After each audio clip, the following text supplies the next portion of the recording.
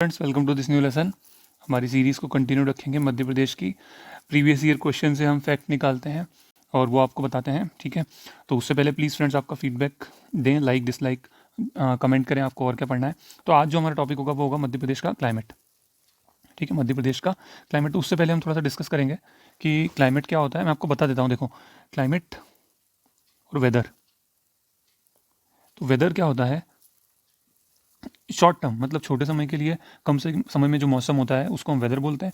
और एक बहुत लंबे समय में जैसा मौसम रहता है तो उसका हम एवरेज निकाल के क्लाइमेट बताते हैं। भारत का क्लाइमेट कैसा है? ट्रॉपिकल मॉनसून क्लाइमेट है। ट्रॉपिकल मॉनसून का मतलब क्या होता है कि ट्रॉपिकल मतलब ट्रॉपिक ऑफ कैंसर वहाँ पे है, ठीक है। ट्रॉपिकल रीजन में मॉनसून मतलब जो मॉनसून हवाएं हैं, मॉनसून का मतलब होता है रिवर्सल ऑफ विंड।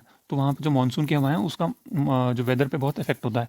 तो इंडिया का वही है और मध्य प्रदेश का भी वही है, बिकॉज ट्रॉपिक ऑफ कैंसर वहाँ से पास होता है।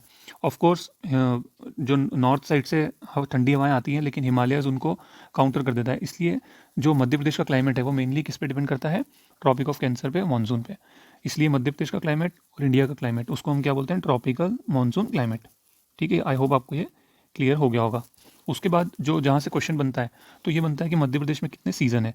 तो एक तो समर सीज़न है, दूसरा आपका विंटर सीज़न है, ठीक है। या इसको हम इस तरह से लें, एक समर है, दूसरा आपका रेनी सीज़न है और तीसरा आपका विंटर सीज़न है। ये हम पढ़ेंगे, यहाँ से क्वेश्चन आते हैं। उसके बाद अगर हम देखें कि मध्य प्रदेश को क्लाइमेट के आधार पे कितने भागों में बांटा है, तो मैं आपको बता दूं मध्य प्रदेश को 4 भागों में बांटा है। एक आपका ये सेंट्रल इंडिया वाला हिस्सा हो जाएगा, एक आपका ये मालवा वाला हिस्सा हो जाएगा, ठीक है।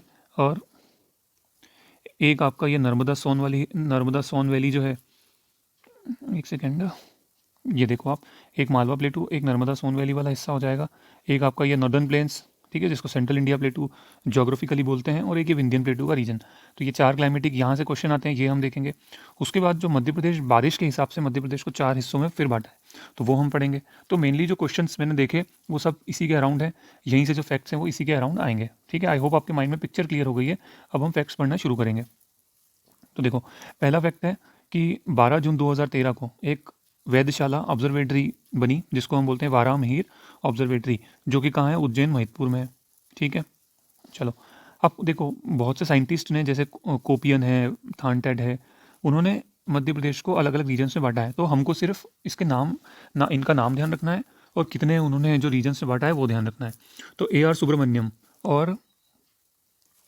Are Subramaniam and T Shri Ram Narayan, इन्होंने 3 हिस्सों में बांटा है। कोपियन ने 2 में बांटा है, थानटेट ने 3 में बांटा है। मतलब मध्य प्रदेश में उन्होंने बताया ऐसे 3 रीजन्स बांटे हैं जहाँ अलग अलग क्लाइमेट है। ओवरऑल तो ट्रॉपिकल मानसून ही है, बट उन्होंने ऐसे 3 हिस्सों में बांटा है। इन 3 ने, इन्होंने 2 में, इन्होंने 3 में। सिर्फ नाम ध्यान रख लो बस। अब ये पूछा है कि मध्य प्रदेश में रेनफॉल मैक्सिमम कहाँ से होती है। तो ध्यान रखना कि जो मैंने आपको बताया था, जैसे ये हमारा इंडिया है, ठीक। तो यहाँ साउथ वेस्ट मानसून आता है। साउथ वेस्ट मानसून 2 भागों में डिवाइड हो जाता है, एक होती है आपकी अरेबियन सी ब्रांच और दूसरी होती है आपकी बे ऑफ बंगाल ब्रांच। तो सबसे ज़्यादा बारिश इंडिया में भी और मध्य प्रदेश में भी किससे होती है? बे ऑफ बंगाल ब्रांच से ही होती है, ठीक है। अगर क्वेश्चन आएगा कि मध्य प्रदेश में बारिश के सोर्स क्या क्या हैं, और ऑप्शन में है बे ऑफ बंगाल, अरेबियन सी, और सी में लिखा है कि बोथ ए एंड बी, तो ध्यान रखना आंसर आएगा both A and B, because Arabian sea branch भी मध्य प्रदेश में बारिश करती है। और आप अभी आगे देखोगे कि विंध्यन जो रीजन है वो ऐसा रीजन है जहाँ पे अरेबियन सी से भी बारिश होती है और बे ऑफ बंगाल से भी होती है। अगला क्वेश्चन है आपका, 75 सेंटीमीटर लाइन जो है वो आपकी वाटर डिवाइडिंग लाइन है। इसका मतलब क्या है? ऐसी लाइन जो कि सेम रेनफॉल वाले रीजन को ज्वाइन करती है, उनको हम बोलते हैं आइसोहेथ, ओके। तो ये 75 सेंटीमीटर की जो लाइन है, मतलब जैसे ये एमपी है, ये एमपी, तो यहाँ पे 75 सेंटीमीटर, यहाँ पे 75, यहाँ पे भी 75, अब इन सबको ज्वाइन कर देते हैं, तो ये वो 75 सेंटीमीटर की आइसोहेट लाइन बन गई। अब ये जो रीजन है, ये वाली जो लाइन है, ये मध्य प्रदेश को डिवाइड करती है ईस्ट और वेस्ट में, ठीक है। तो मध्य प्रदेश में जो 75 सेंटीमीटर की लाइन होती है उसको हम वाटर डिवाइडिंग लाइन बोलते हैं। ये लाइन कौन सी डिस्ट्रिक्ट से होकर निकलती है? सीधी से निकलती है, जबलपुर से निकलती है और सियोनी से निकलती है। ये हमको ध्यान रखना है, सीधी, जबलपुर एंड सियोनी। अगला है, बता दिया मैंने आपको कि मध्य प्रदेश में जो क्लाइमेट है वो कौन सा क्लाइमेट है? ट्रॉपिकल मानसून क्लाइमेट है, बिकॉज यहाँ से ट्रॉपिक ऑफ कैंसर निकलता है। जो मध्य प्रदेश का लेटीट्यूड है वो क्या है? 21/6/26/30, 21 डिग्री 26 मिनट नॉर्थ से लेकर 26 डिग्री नॉर्थ तक, ठीक है। मध्य प्रदेश में 3 सीज़न आते हैं, एक होता है आपका समर सीज़न, दूसरा होता है रेनी सीज़न, तीसरा होता है आपका विंटर सीज़न। जो समर सीज़न होता है उसको हम बोलते हैं उनाला, ठीक है। ऊन और समर को आप थोड़ा सा लिंक कर दो कि समर आती है तो गर्मी लगने लग जाती है, मतलब ऊन आला मतलब गर्मी आ गई, तो समर को हम बोलते हैं उनाला। ये होता है मार्च से लेकर जून तक, ठीक है। रेनी सीज़न, बारिश वैसे तो मिड जून से आ जाती है, बट फिर भी हम पढ़ते हैं कि जो रेनी सीज़न होता है मध्य प्रदेश में वो जुलाई से अक्टूबर तक होता है। इसी तरह से फिर विंटर सीज़न देखेंगे तो विंटर सीज़न होगा आपका नवंबर टू फरवरी, ठीक है, नवंबर टू फरवरी। तो मार्च से जून, फिर जुलाई से अक्टूबर, फिर नवंबर से फरवरी विंटर सीज़न। विंटर सीज़न को हम बोलते हैं सियाला, रेनी सीज़न को बोलते हैं चौमासा। क्लाइमेट के आधार पर मध्य प्रदेश को 4 रीजन्स में बांटा है, ठीक है। ये वाला जो है क्लासिफिकेशन ये हम पढ़ते हैं, ठीक।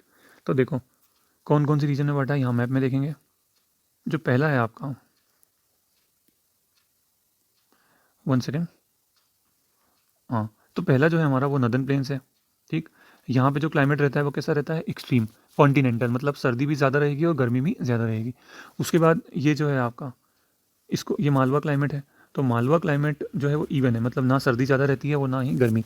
आप सभी ने पढ़ा भी होगा कि एक ट्रैवलर थे फ़ाहीन, तो फ़ाहीन ने कहा था कि मालवा का जो क्लाइमेट है वो सबसे ज़्यादा सुखद है दुनिया में, ठीक है। उसके बाद आती है नर्मदा वैली रीजन। तो नर्मदा वैली रीजन क्योंकि यहाँ ट्रॉपिक ऑफ कैंसर निकलता है तो गर्मी तो बहुत ज़्यादा होती है लेकिन ठंड मॉडरेट रहती है, ठीक है, ज़्यादा नहीं होती।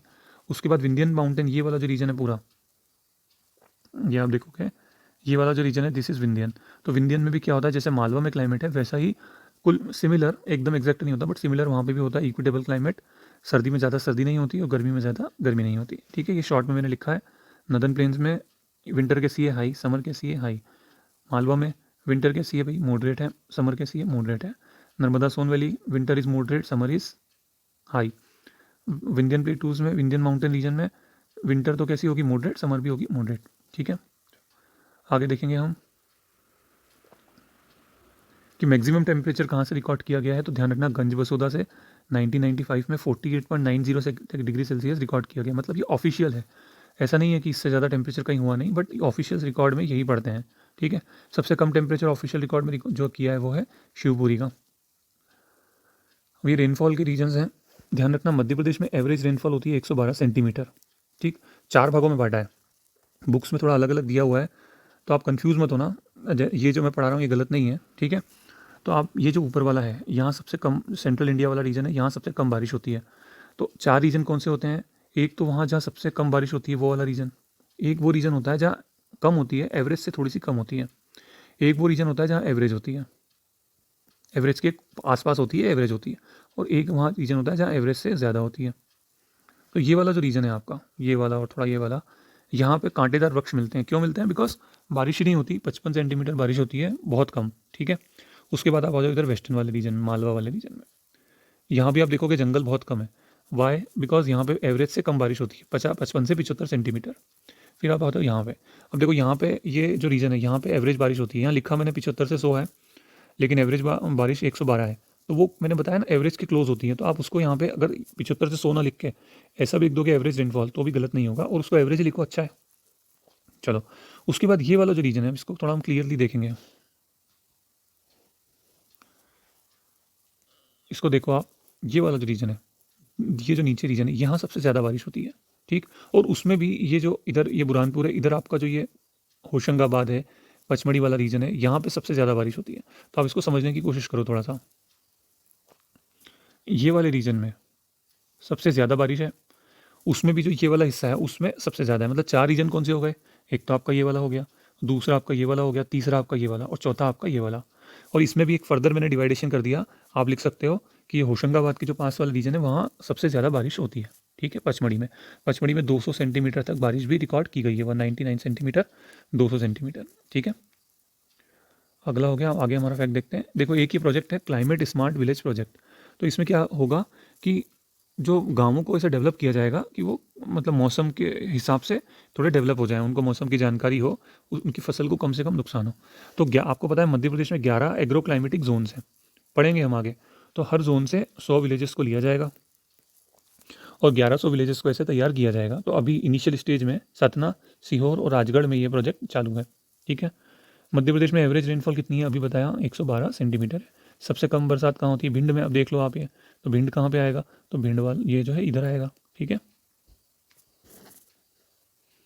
मावठा किसको कहते हैं? मावठा जो सर्दियों में जो बारिश होती है उसको हम मावठा बोलते हैं।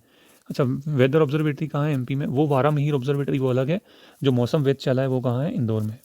मैक्सिमम रेनफॉल कहाँ होती है? सतपुड़ा मैकल रेंजेस में, बताया मैंने आपको, जो नीचे वाला भाग था ना, ये वाला, वहाँ पे। अच्छा, सबसे ज़्यादा टेम्परेचर कौन से महीने में रहता है मध्य प्रदेश में? मैक्सिमम टेम्परेचर रहता है आपका मई महीने में। और हमने पढ़ा भी था समर जो है कब से कब तक रहती है। आप ये देखोगे समर,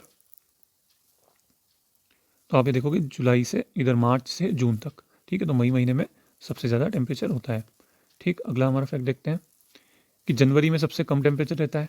मार्च जो महीना है, मार्च महीने में टेम्परेचर का डिफरेंस बहुत ज़्यादा रहता है, मतलब डेली टेम्परेचर सुबह और शाम का टेम्परेचर डिफरेंस ज़्यादा होता है किसमें? मार्च महीने में, ठीक है। उसके बाद हम देखेंगे जो विंध्यन प्रदेश है, विंध्यन प्रदेश में जो रेनफॉल है वो दोनों ब्रांचेस से होती है, ठीक है। तो ये हमारे फैक्ट्स खत्म होते हैं क्लाइमेट चैप्टर में, इतनी फैक्ट्स है। अब आगे जो हमारा चैप्टर होगा वो होगा मध्य प्रदेश की wild life sanctuary and forest.